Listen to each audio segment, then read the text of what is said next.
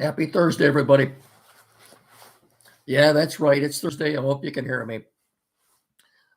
Apologize for the technical difficulties we had yesterday. I don't know. Don't have a clue as to what happened. We did half an hour and you didn't hear a word I said. And again, I apologize for that. Anyway, we're here. We're back today. I'll try to repeat everything I said yesterday.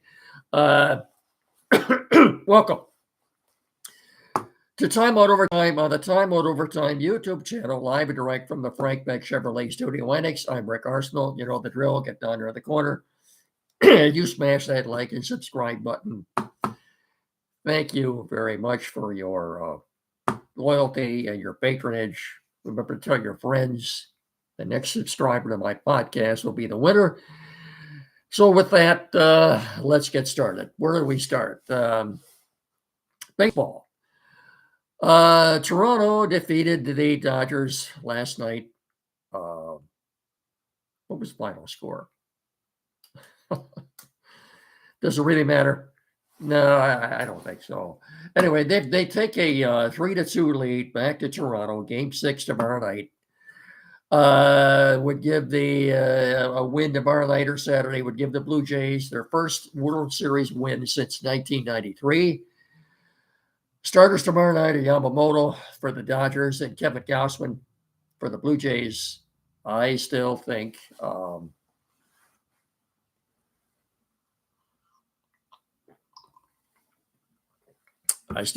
Dodgers are going to win the next two and win the series. As a Dodger fan here, I have to think that way. Dodgers have picked a bad time to stop hitting, though, haven't they? There's always a question. Is this bad hitting by the Dodgers or good pitching by the Blue Jays? And the only way I know of answering that would be it's both. It's both. Give the Blue Jays credit. Their pitching has been very well this entire series. I think if the series were to end today, Vlad Guerrero might be the series MVP. I guess you could throw in a few votes too for Bo Bichette, who will become a free agent at the end of the series. With several other high-profile free agents. Anyway, Game 5 tomorrow night from Rogers Center in Toronto, and with a win, the Blue Jays could win their first World Series title since 1993. So I think the Dodgers win tomorrow night behind Yamamoto, take it to Saturday night, so, which would be November the 1st. So. Anyway, that's the way I look at it. I know these games haven't been all that exciting. Be interesting to see too what the ratings are for this series. LA, a big market. I think sometimes we forget Toronto is the 4th largest market in North America. So the ratings should be pretty good for this. I'm anxious to see what they are in the end. But anyway. Before we do anything else, let's get our sponsors out of the way. As you know, I am so happy and delighted to be able to welcome the Finish Line Family Restaurant to our family of sponsors. Don't forget the new expanded hours, Monday and Thursday and Friday night. That'd be tonight. If you go in there, you'll probably see me in there from 6 a.m. to 8 p.m. Saturday, Sunday, Tuesday, and Wednesday, 6 a.m. to 3 p.m. They've got some exciting new menu items. Sounds really good. They'd like Carl's Cajun chicken wrap. They've got the new special bread BLT. They got something called a Darcy burger. I think that's a combination or 2 or 3 different types of cuts of beef, including ground chuck. Daily specials are coming soon with a homemade spinach artichoke dip. Grilled cheeseburger with brisket blended burger mix. Well, doesn't that sound good? I'm anxious to try all those, So, hey, Finish Line Family Restaurant has been a part of our community in this area now for more than 40 years, 4 decades.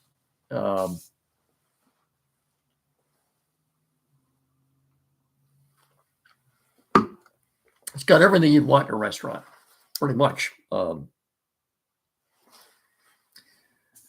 Award-winning breakfast, uh, fast, friendly service, great family atmosphere. It's the perfect family restaurant. Great food, great prices, fair prices. Get in there. Get in there and try some of these new menu items. Don't forget, Monday, Thursday, and Friday night, they're open till 8 o'clock. So I'll see you in there. Finish Line Family Restaurant on Carlton Road in Hillsdale, directly across the street from Aeroswick Printing. I'll see you there. We're also brought to you in part by Frank Beck Chevrolet and M99 between Hillsdale and Jonesville. You have today and tomorrow yet to get in there and take advantage of October Truck Month. Get a great deal on a truck, but Buck Ellis also wanted me to remind you about November the 15th and 16th coming up, the Buck Bowl at the Jerome Country Market. Beck Chevrolet will be there. WCSR will be broadcasting from there. I'll have more to say about that in the days ahead, but mark that on your calendar. November the 15th and 16th, the Buck Bowl at Jerome Country Market in conjunction with Frank Beck Chevrolet. And like I said, WCSR will be broadcasting there. We'll see you out there too. Sounds like a great time for everybody. Hunters, good luck. Good luck to all the hunters this year. Don't forget that. Now, the Buck Bowl, Beck Chevrolet Buck Bowl at the Jerome Country Market, November 15th and 16th. Frank Beck Chevrolet on N99 between Hillsdale and Jonesville. Chevrolet together, let's drive. Chevy Drive, Southern Michigan. And of course, Frank Beck Chevrolet is the number one selling Chevrolet dealer in our immediate tri-state area. We're also brought to you in part by Barron Insurance in downtown Jonesville on the corner of M99 and US 12, 517-849-1000. That's BarronINS.com. Barron Insurance, protecting your dreams. On the corner of M99 and US 12 in downtown Jonesville, 517-849-1000. Barron Insurance, protecting your dreams. That's BarronINS.com. All right. Basketball. Pistons defeated the Orlando Magic last night, 135 to 116. The Pistons are 3-2 now. They will next play the Dallas Mavericks Saturday night.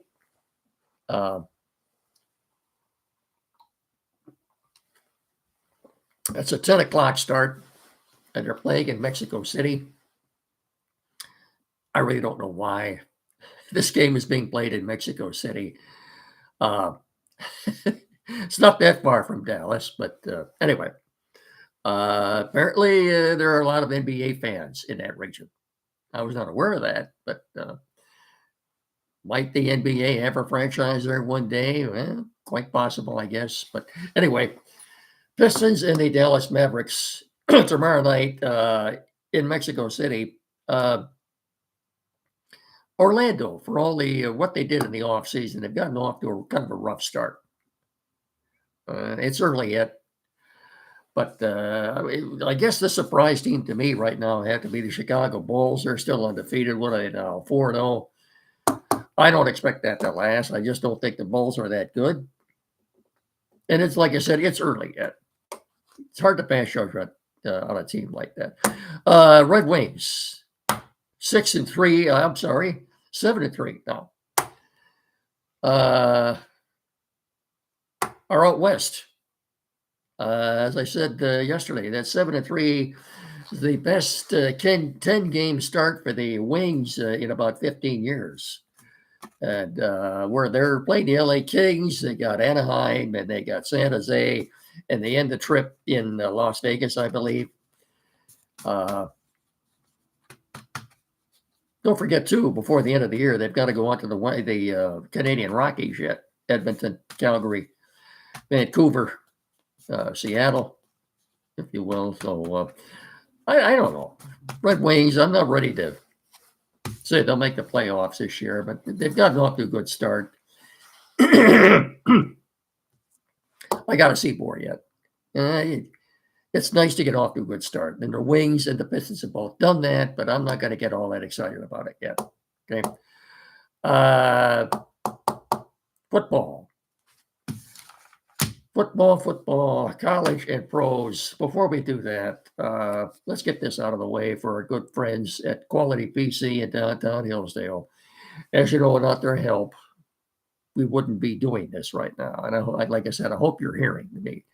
But 37 Walter Street, downtown Hillsdale, directly across the street from Fat Jack's Automotive.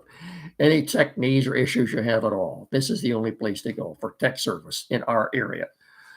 517-610-5372. Any tech issues at all, Tim Lilly and his staff are more than capable of resolving whatever your issue is.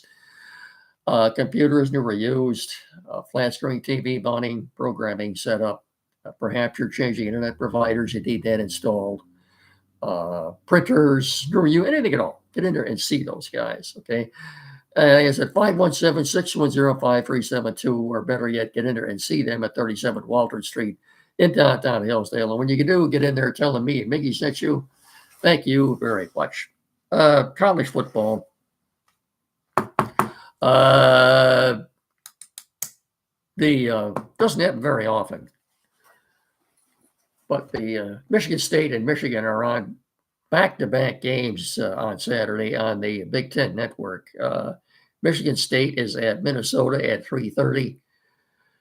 The Golden Gophers are just a 3-point lead, 3-point favorite.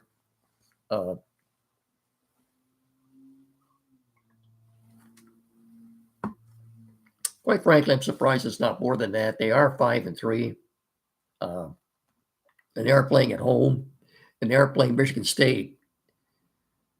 Gophers are going to go to a bowl game this year, no question about that. But they're only 3-point favorites. I don't quite understand that one, but hey, as usual, we will, unless they're playing Michigan, we will wish Michigan State good luck. If they are going to make a change at head coach, it won't be until after the season is over with. So, and as I told you, I'm never going to sit here and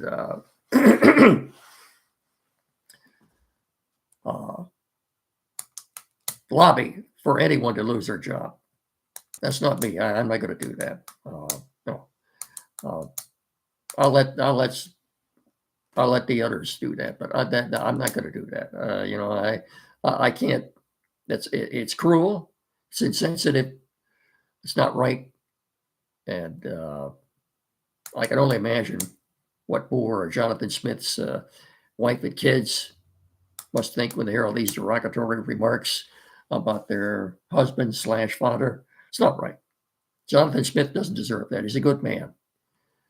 And, it doesn't work out here, fine, but that's I'm not going to pass judgment on him. Okay. As I've said before, too, if you were to let him go, you're going to owe him $35 or $40 million. Why you take that money and go out and buy some decent players for a change? I think that, they say the fish rots at the head. I think the problem is the administration and the athletic director in East Lansing. I think that's what the issue is. Maybe they ought to all be replaced. Anyway, Michigan, second game of the doubleheader on Saturday at 4, also on the Big Ten Network. From the Big House, they're playing Purdue. They're about 3 touchdown favorites. Purdue's not very good. Wolverines will win. They'll win the next 3. As I said, the only way I see them getting into playoffs, they'd have to run the table. Okay, that would include a Saturday after Thanksgiving victory over Ohio State, and then a win in the Big Ten championship game. Then they'd get an automatic bid to the tournament. All right. Look, nobody thought they were going to beat Ohio State last year in Columbus either, but they did. You never know. You just never know. And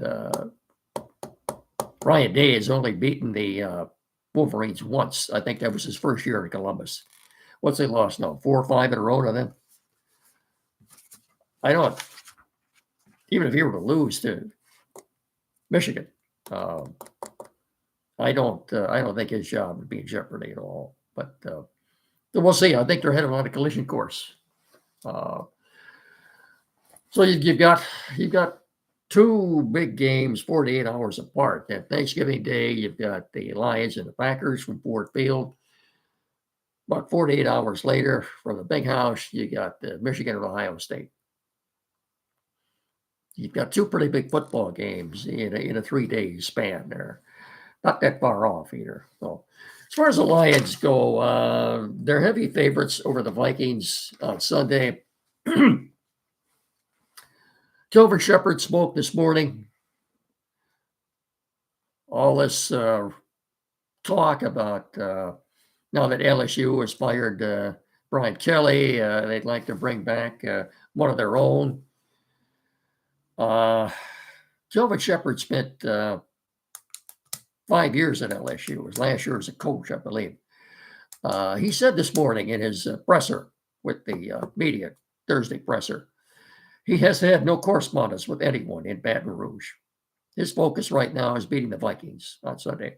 Okay. I think the Lions are 9 or 10 point favorites right now. Look, and we don't know yet if Kirby Joseph or Terrion Arnold are going to play. That we might not know that until 11:30 Sunday morning. So even Taylor Decker, don't know about him either. So we do know that Brian Branch is back, and Malcolm Rodriguez is back practicing, and that's a good thing. Yeah, Ahmed Hassanin is back practicing. I think his window's open too now. So the week kicks off tonight with the Ravens and Dolphins in Miami. Ravens are favored, I think, by 7.5. Lamar Jackson will be back tonight. I like the Ravens in that one. I still think the Ravens are the best team in that division, the AFC North. There's kind of a bit of a drama too. Minnesota Vikings.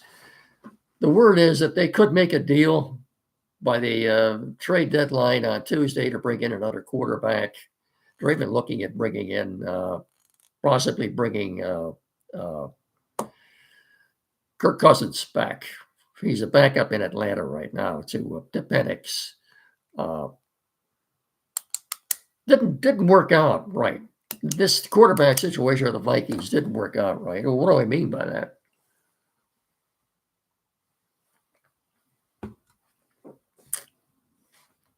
The quarterback at the end of the year last year was Sam Darnold. J.J. McCarthy was hurt all last year. He didn't play. Sam Darnold, they had him as a free agent. And they also had a fellow by the name of Daniel Jones, Indiana Jones, as we know now. Both these guys are flourishing. Darnold in Seattle and Jones in Indianapolis. Apparently, the Vikings thought about bringing Darnold back, but thought it was cost prohibitive. They thought that money would be better spent somewhere else. So Darnold went to Seattle. In the case of Daniel Jones, they wanted to bring him back as a backup to J.J. McCarthy. They actually offered him more money than the Colts did. But the Colts promised him a starting job. With the Vikings, he would have been a backup to J.J. McCarthy. Now, J.J. McCarthy has played 2 games this year, and he's only played 1 good quarter. He hasn't really proven himself yet.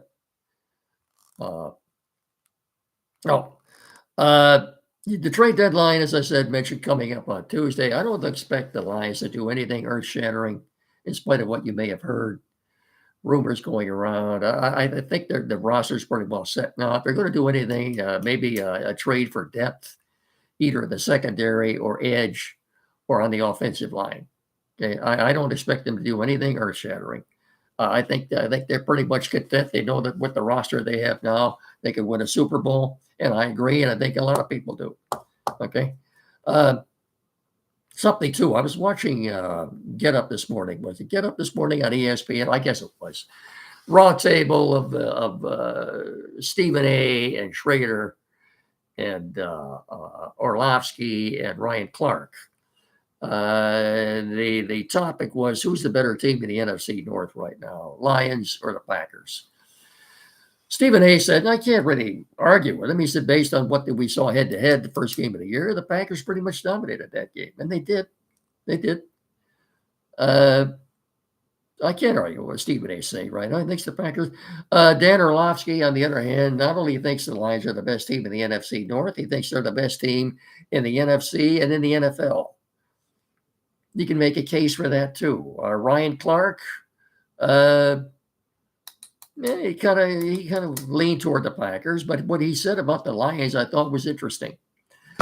If you're a college football player, senior or junior, projected to go high in the NFL draft, you're hoping you're drafted by the Lions. Why? Because you know that they will develop you. You will compete for a championship every year, and you will get paid. You will get paid. Now that the Lions have signed Hutch, who's next? Well, let's look at the 2023 draft class. Jahmyr Gibbs and Jack Campbell. Those two, since they were first-round picks, the Lions can pick up a fifth-year option on both of them. The two second-round picks, Sam Laporta and Brian Branch, I think one of those two will be the next one to get paid. More than likely, Laporta, I think. I could be wrong. Could be. Anyway, it'll be one of those two. It'll either be Brian Branch or Sam Laporta. Like I said, if they have to, they could pick up the option, fifth-year option on Jahmyr Gibbs and Jack Campbell. Jack Campbell, by the way, is in this just his second year, has developed into a Pro Bowl linebacker. This guy can do it all. The Lions were I don't ever remember the Lions having a trio of linebackers this good. Anzalone and Derek Barnes, and now Jack Campbell. Two of the best, maybe the best safety tandem in the National Football League, and Kirby Joseph and Brent. Look, Brad Holmes has done a phenomenal job assembling talent through the draft on this team. And he's also done a phenomenal job keeping these guys and re-signing them. Even with all the money they've spent, the Lions are still have the fourth largest salary cap in the National Football League. So kudos to Brad Holmes. And Chris Spielman and Sheila Ford Hemp. I'm sure we're leaving some people out, but no. Also, too, this morning in his presser, John Morton, offensive coordinator, gave a lot of the credit for the team's success to offensive line coach. His offensive line coach, a lot of success, Hank Braley. And I would have to agree with that. Fraley is also the run game coordinator and the assistant head coach. There was talk last year of him pleasing to take a head coaching job somewhere. Luckily, he decided to stay here. Now, the Lions have assembled the best organization right now, possibly the National Football League. Everybody wants to play for the Lions. And like Ryan Clark said, if you're a young man, you go to bed at night before the draft, pray that you get drafted by the Lions. You know they're going to develop you. You know you're going to compete for a championship every year. There is no window. There is no window. And you're going to get paid too, by the way, handsomely. So, okay. That's about it. I apologize for yesterday. I don't know what went wrong. Hopefully you heard this. Don't forget, I will talk to you all again tomorrow, Friday. Don't forget, every Saturday morning here locally on WCSR 92.1 FM, the Time Out Show with Andy and Chad from 9 to 10. Thank you for listening to that, as well as watching this. I'll talk to you all again on Friday. So have yourselves a good evening. Remember, please treat each other with respect. Thank you so much for watching and listening. Don't forget to tell your friends the next subscriber will be the winner. So till tomorrow, I'll say so long, adios, good night. Bye-bye.